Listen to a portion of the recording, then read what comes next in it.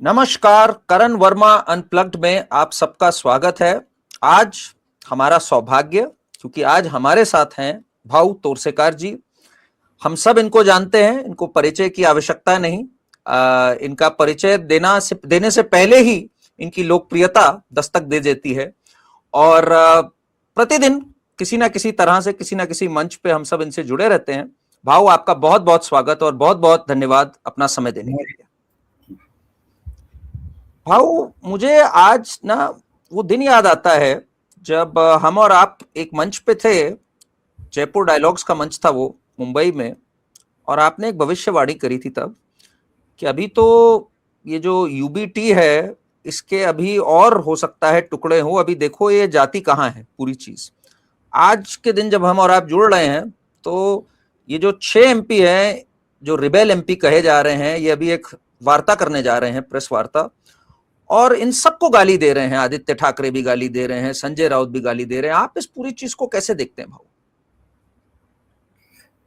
देखो, एक बात होती है, बाला साहब ठाकरे ने जो पार्टी बनाई थी वो पार्टी नहीं बनाई थी। जो बनने के बाद उसको रिकॉग्निशन मिलने में 24 साल निकल गए। 1966 में बनी थी। उसके बाद चुनाव उन्होंने लड़े। पहले उनकी भूमिका ऐसे आइडिया थी कि सब पॉलिटिशियन चोर है, जो केजरीवाल की जो बात थी।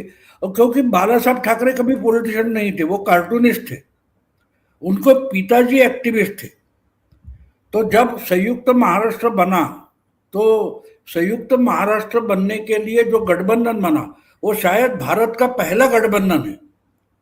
55 में वगैरह बना था, जो बाबा साहेब अम्बेडकर की आइडिया थी, जो उन्होंने महाराष्ट्र भाषा के आधार पर बने, इसके लिए जो आंदोलन बनने वाला है, उसके लिए सारी पार्टियां अपनी आइडियोलॉजी अलग अलग कर कांग्रेस के खिलाफ इकट्ठा हो जाए और कांग्रेस को हराए, तब कांग्रेस को अकल आएगी। वरना महाराष्ट्र यानी मराठी प्रदेश नहीं मिलेगा। ये बाबा साहब की भूमिका थी।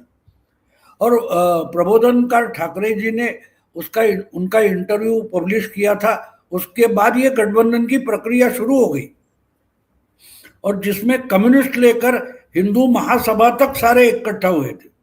सब पार्टियां थी, कम्युनिस्ट थे, हिंदू महासभा थी, सब लोग थे। तो वो जो बनी बाद में 1960 में जब महाराष्ट्र बना, तो एक एक करके पार्टियां टूटने लगी।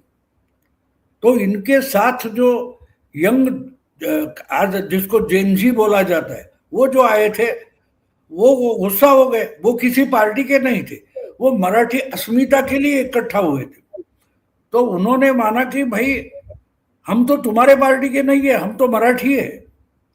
और मुंबई के लिए बहुत झगड़ा हुआ था। तो पर्टिकुलरली ये भावना मुंबई में थी। और उस वक्त महाराष्ट्र में आज जिसको मराठवाड़ा बोला जाता है, विदर्भ बोला जाता है, वो नहीं था। उस वक्त का जो मुंबई राज्य था, मुंबई स्टेट, बॉम्बे स्टेट, वो गुजरात और महाराष्ट्र बचकर, यानी नॉर्थ महाराष्ट्र, कोंकण और पश्चिम महाराष्ट्र इतना ही था। तो वो जो बिखर गए थे, उसमें गुस्सा हो गए थे लोग कि मुंबई में मराठी लोगों का है क्या। तो इस भावना को ताकत देने का काम बाला साहब के पिताजी आचार्य अत्रे नाम के बड़े संपादक थे, तो उन्होंने किया था। और उससे जो जवान लड़के इकट्ठा हो गए, उन्होंने एक कार्टूनिस्ट को नेता बनाया, वो बाला साहब ठाकरे। वो तो कभी पॉलिटिकल एक्टिविस्ट भी नहीं थे, कार्टूनिस्ट थे। तो उन्होंने बोला था कि हम सोशल वर्क करेंगे। और जब 68 में पहली बार उन्होंने ठाणे, जब कॉरपोरेशन नहीं था उस वक्त, ठाणे छोटा एक नगर पालिका थी, वो चुनाव लड़ा, उसमें उनको सक्सेस मिला। तो 68 में उन्होंने मुंबई कॉरपोरेशन में लड़ाई की। तो उन्होंने कहा था 80% सोशल वर्क और 20% पॉलिटिक्स। आज की जो उद्धव की सेना है वो 125% पॉलिटिक्स है। यानी उद्धव ठाकरे जब मुख्यमंत्री बने उस वक्त कोरोना आया, और उनका एक भाषण मैंने सुना था कि अरे एम्बुलेंस कम हो रहे हैं, एम्बुलेंस मिल नहीं रहे। ये कौन बोल रहा है? जो शिवसेना का सबसे बड़ा नेता है। और ये शिवसेना कौन है मालूम है? एक समय था 86, 87 वगैरह, कि Guinness book of world record इनके पास आई थी कि एक ही ऑर्गेनाइजेशन के पास दुनिया में सबसे बड़ी संख्या में एम्बुलेंस है। ऐसा ऑर्गेनाइजेशन कौन है? तो शिवसेना। और जब यानी सत्ता नहीं थी, इनको पॉलिटिकल पार्टी करके रिकॉग्निशन नहीं था। अमिताभ बच्चन जब बंगलोर में एक्सीडेंट हो गया और उसको एयरपोर्ट पर लाया गया, तो मुंबई एयरपोर्ट से जसलोक तक उसको उठाकर लेके जाने के लिए एम्बुलेंस शिवसेना की थी। और जब शिवसेना का मुख्यमंत्री पक्ष प्रमुख मुख्यमंत्री बनता है, वो कंप्लेन क्या करता है कि एम्बुलेंस नहीं है। अजीब बात है कि नहीं?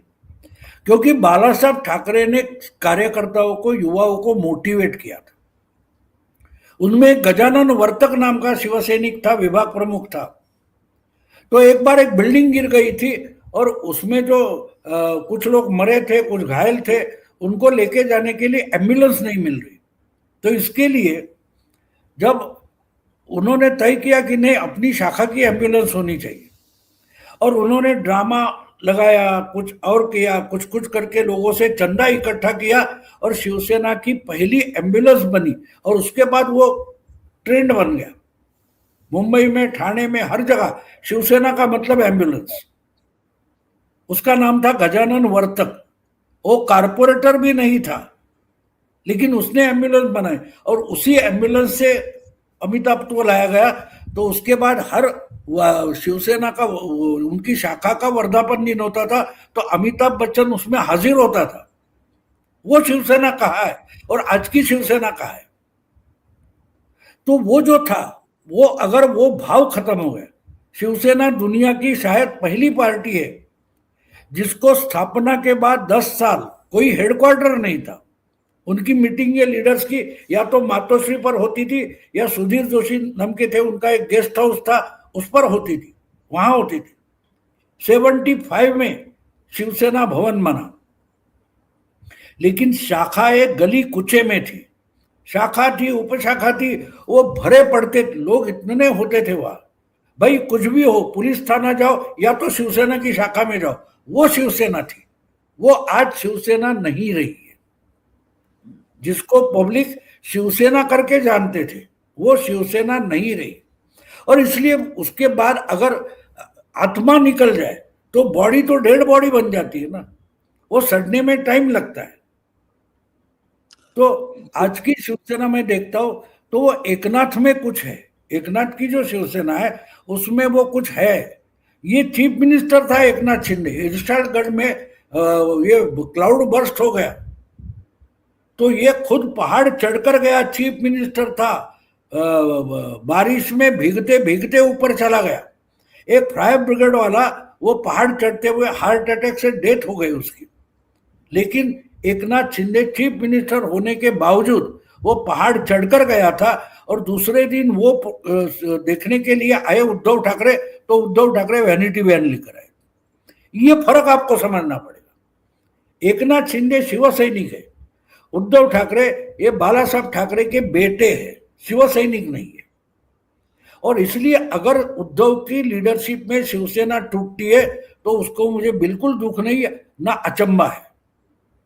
क्योंकि उद्धव ठाकरे के पास बचे हैं उसमें शिव सैनिक है ही नहीं जी। और या तो उनके भक्त हो गए या फैमिली के लिए लॉयल हो गए, लेकिन शिवसेना नाम का जो आत्मा है वो उनमें नहीं है। और इसमें बिखरने से कोई ज्यादा बड़ी बात नहीं, बिखरेगी कोई बात नहीं। ये लोग सब आत्ममंथन नहीं कर रहे भाऊ। आपने तो आत्ममंथन की बात कही, आपने तो कहा आत्मा ही जब त्याग दी थी तो फिर शरीर तो जाना ही था। इन सब का कहना है कि ये मोदी, अमित शाह जो हैं, ये हर पार्टी को तोड़ रहे हैं और ये एक पूरा चीज चल रही है। इधर टीएमसी वाले रो रहे हैं हमारी पार्टी तोड़ रहे हैं, विलय करा दिया एक एनसीपीआई नाम की पार्टी से जो कि एनडीए को सपोर्ट देगी। उधर अखिलेश जी भी बड़े परेशान हैं, सुनने में आ रहा है केशव प्रसाद मौर्य ने कहा कि इनके 2/3 एमपी हमसे वार्ता में हैं। इसमें बीजेपी का कितना दोष और ये कहां जाके रुकेगी चीज? क्या ये 362 लाने की होड़ में है, उस तरफ आप देखते हैं थोड़ा, या ये इनकी ही कमियां हैं भाई जब अपने लोगों को नहीं संभाल पा रहे? आप इस पूरे राजनीतिक चीज को कैसे देखते हैं आने वाले महीनों में? देखो, कोई भी तोड़ता है तो कोई बात नहीं। जिस कुल्हाड़ी से आप पेड़ तोड़ते हो, उसी कुल्हाड़ी से आप पत्थर नहीं तोड़ सकते। उसकी धार निकल जाएगी लेकिन पत्थर टूटेगा नहीं। बिल्कुल। तो आपकी मजबूती कितनी है ये देखो। और दूसरी बात है, हमारे मराठी में एक कहावत बहुत बढ़िया है, कुऱ्हाडीचा दांडा घोतास का। कुल्हाड़ी जो होती है, उसका जो आगे का लोहे को टुकड़ा होता है वो पेड़ को तोड़ता है, लेकिन उस कुल्हाड़ी में जो डंडा होता है वो तो पेड़ ही होता है ना। जी। अगर पेड़ का डंडा ना हो तो वो लोहे का टुकड़ा काम नहीं करेगा। तो ये जो बोल रहे हैं कि बीजेपी हमको तोड़ रही है, लेकिन बीजेपी के पास जो कुल्हाड़ी है उसमें डंडा कौन सा है? आपका ही तो है, काकोली घोष, वो डंडा है ना। ममता दीदी ये क्यों नहीं मान रही है कि बीजेपी के हाथ में जो कुल्हाड़ी है उसमें डंडा तो मैंने बनाया हुआ है? उद्धव ठाकरे ये क्यों नहीं मान रहे कि उनकी पार्टी जो तोड़ी जा रही है उसमें डंडा कौन सा है? सिर्फ कुल्हाड़ी नहीं तोड़ती। तो ये समझना जरूरी है। ब्लेम करने के लिए कुल्हाड़ी से तोड़ा, कुल्हाड़ी, अरे नहीं भाई, तुम्हारा उसमें कितना हिस्सा है देखो, तुम्हारा योगदान कितना है देखो। इसलिए जो मराठी की कहावत है, लेकिन मैंने आपको बताई इसलिए नहीं, कि बहुत अच्छा अगर कहावत। आपका ऑर्गेनाइजेशन पक्का नहीं, पहाड़ जैसा, पत्थर जैसा होगा तो कोई तोड़ नहीं सकता। वो बड़ी नाजुक हाथों से तोड़ना पड़ता है। आपने उनको जकड़ के रखा है, पकड़ के रखा है, तो नहीं जाएंगे क्या? आप उनसे उतनी प्यार से बातें करते हो? नहीं करते हो। 2.5 साल उद्धव ठाकरे मुख्यमंत्री थे, वो मंत्रालय 3 दिन से रुके, 2.5 साल में। ये शरद पवार ने अपनी किताब में लिखा है कि ऐसा चीफ मिनिस्टर नहीं देखा कि 2.5 साल में सिर्फ 3 दिन, 2 दिन। और दूसरी बात है, ये किसी से मिल भी नहीं रहे थे। लेकिन उस वक्त जो कोरोना के काल में शिवसेना के ही लोग मुंबई में, आम जनता तो छोड़ो, शिवसेना के लोग जो मुंबई में आते थे उनको लीडर करके मदद करने वाला कौन था? एकनाथ शिंदे। तो आपके मुख्यमंत्री होने की जरूरत ही क्या थी?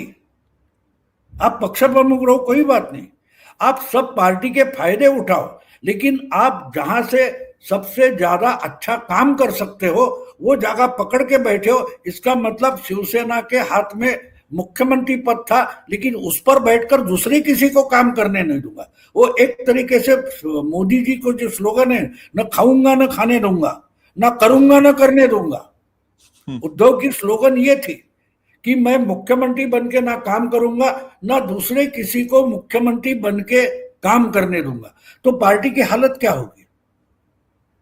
दूसरे को ब्लेम करना आसान होता है, जी, जी। अपनी गलती ढूंढना मुश्किल होता है। मैं जहां रहता हूं बहुत सारे लोग मिलने आते हैं, क्योंकि मैं बाहर नहीं जाता, तो जितना मैं लोगों को समझाऊंगा, यानी एड्रेस देने में मुझे ये SMS वगैरह करना जाता नहीं, तो मैं समझा तो भाई यहाँ आ जाओ, फिर एक होटल है अमिरंदन, उसके पास आ जाओ, फिर मैं गाइड करूंगा।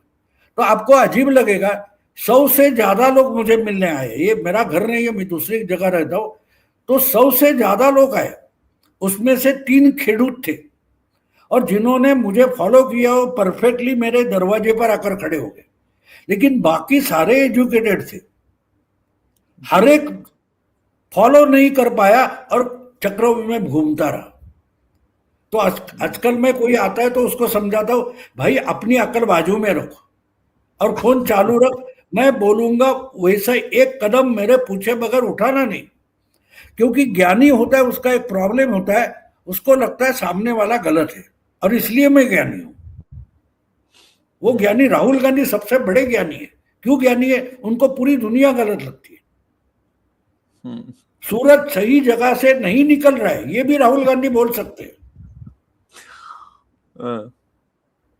तो इसलिए कहने की बात यह है कि जो कुछ हो रहा है वो आपको समझना जरूरी है। तो आत्म परीक्षण जो होता है, अब इंट्रोस्पेक्शन, बीजेपी इनसे अलग इसलिए है कि अब देखो बंगाल में इतना बड़ा सक्सेस उनको मिला है बीजेपी। आपको मालूम है, मुझे बीजेपी में मेरे कांटेक्ट है बहुत सारे पार्टियों में जो कुछ है, तो बीजेपी उसमें भी आत्म परीक्षण कर रही कि इतना तो नहीं मिलना चाहिए था भाई।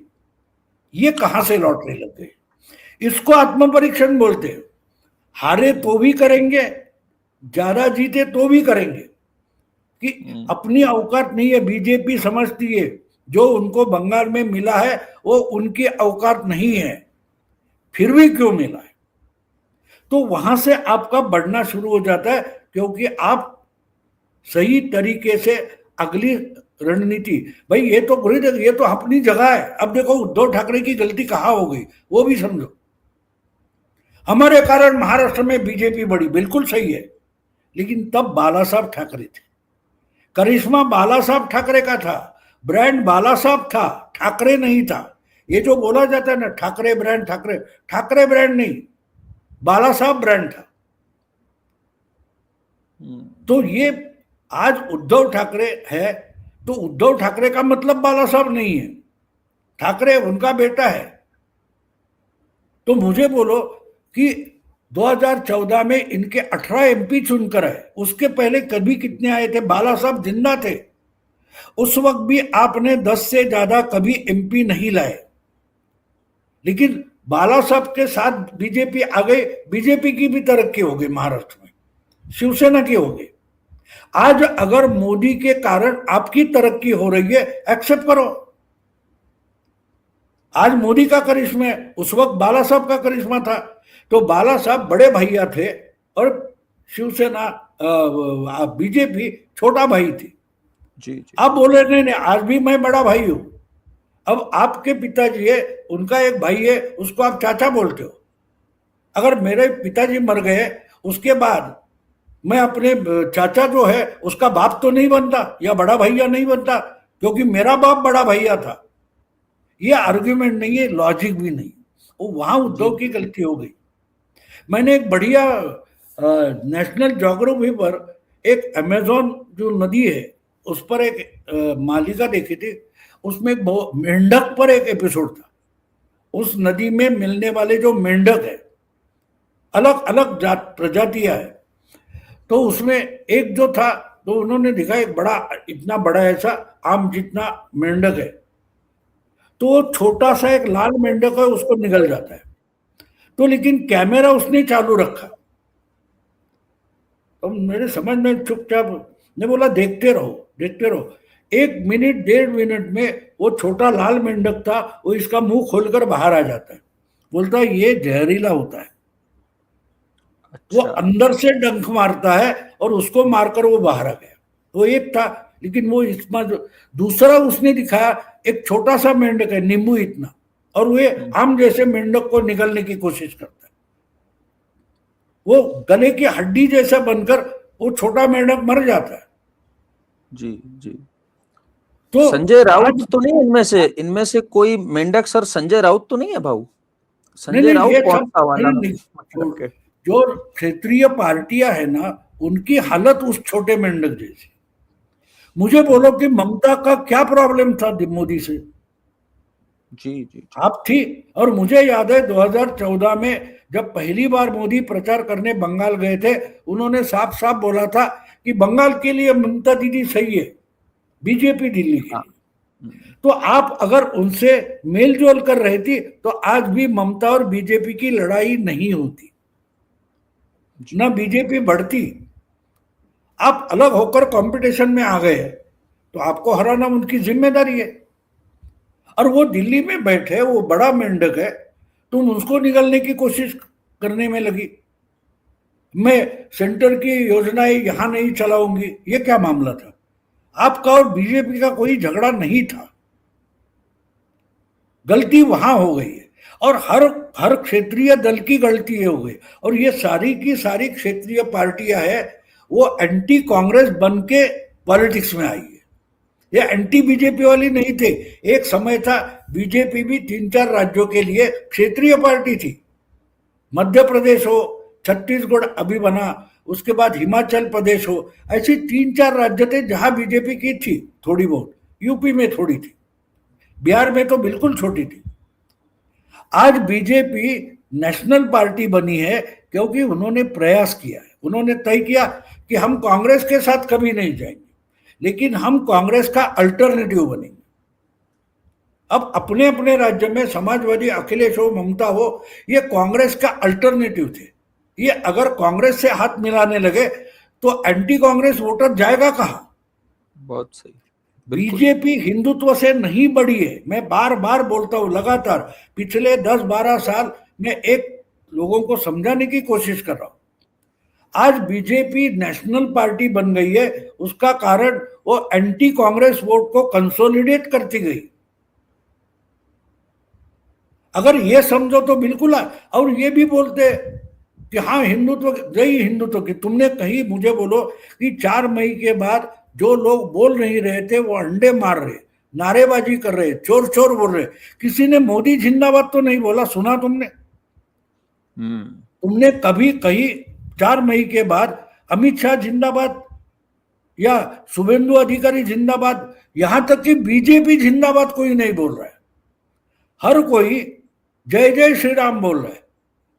तो ममता को किसने हराया? बीजेपी ने? बिल्कुल नहीं, जय जय श्री राम ने हराया।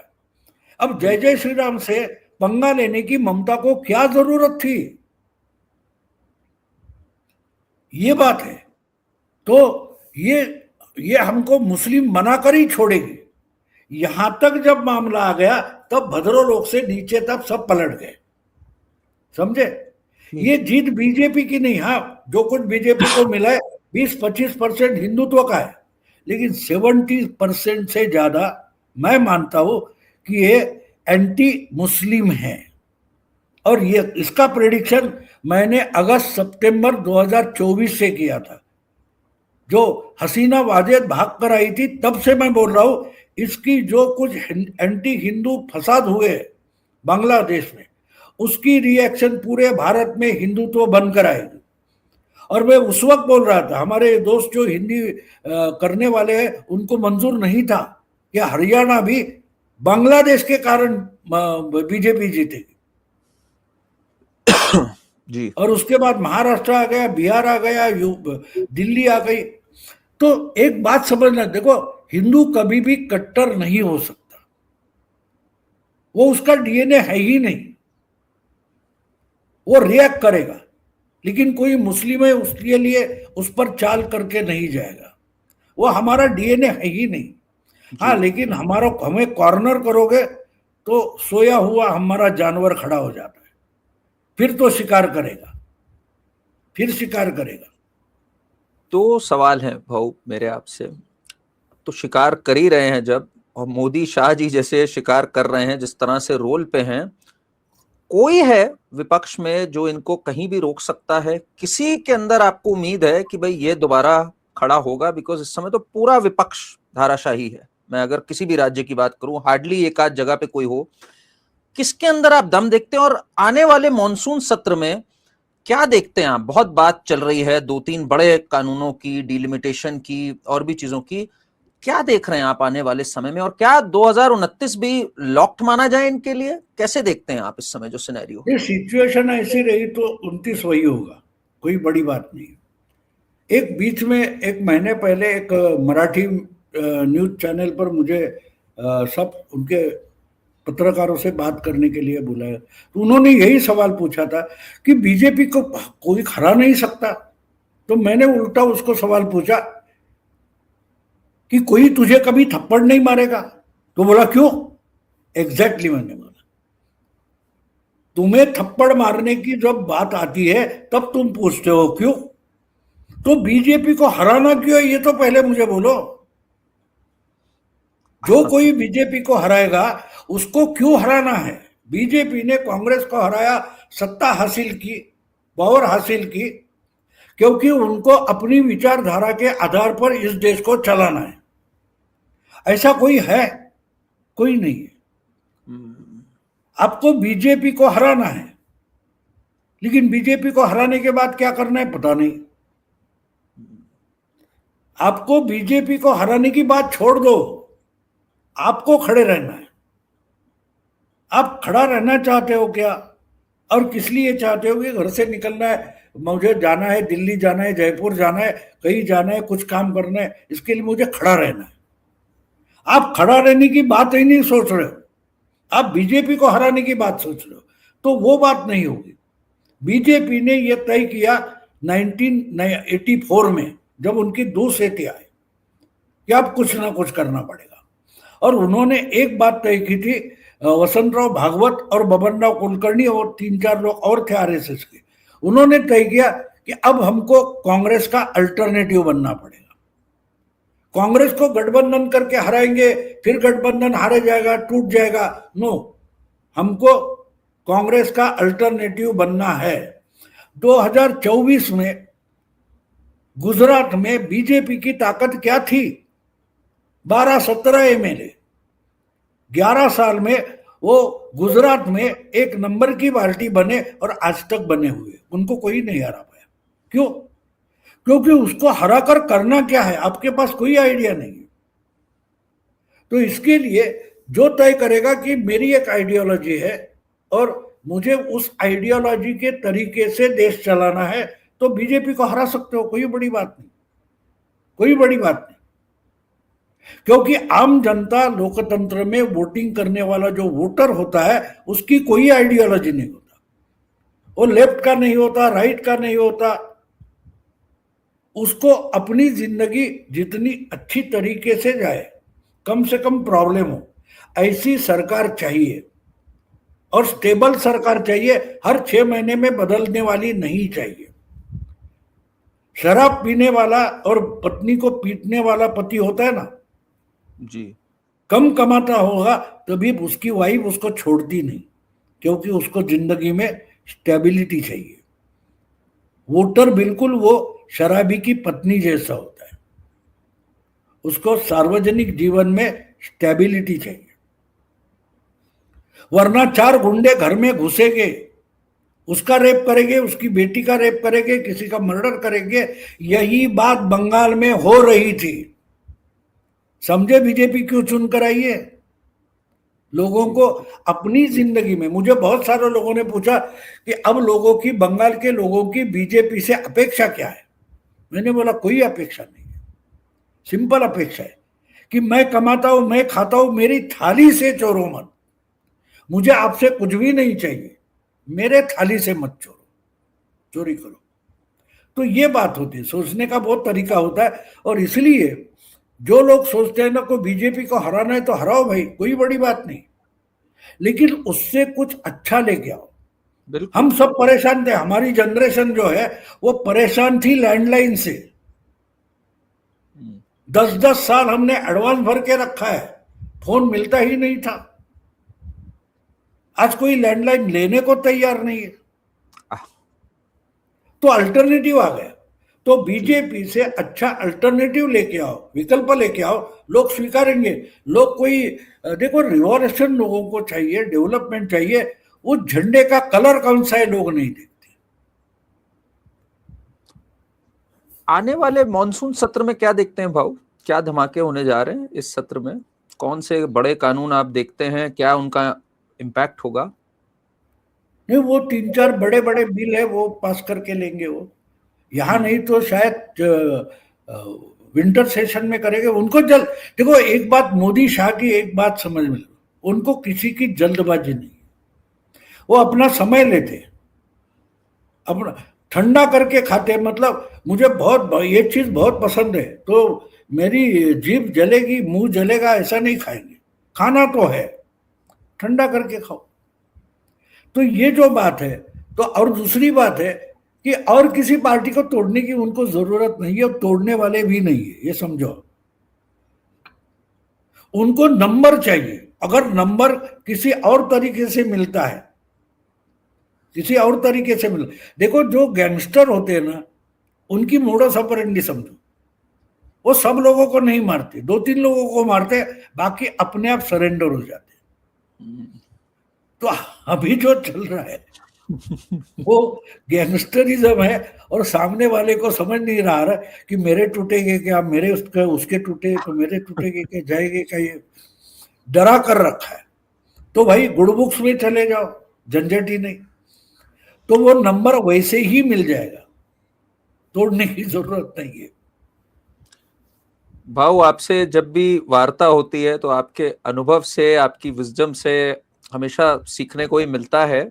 बहुत बहुत धन्यवाद हमारे से ये इन्फॉर्मेशन साझा करने की और अपना समय देने के लिए बहुत बहुत धन्यवाद भाऊ। नमस्कार।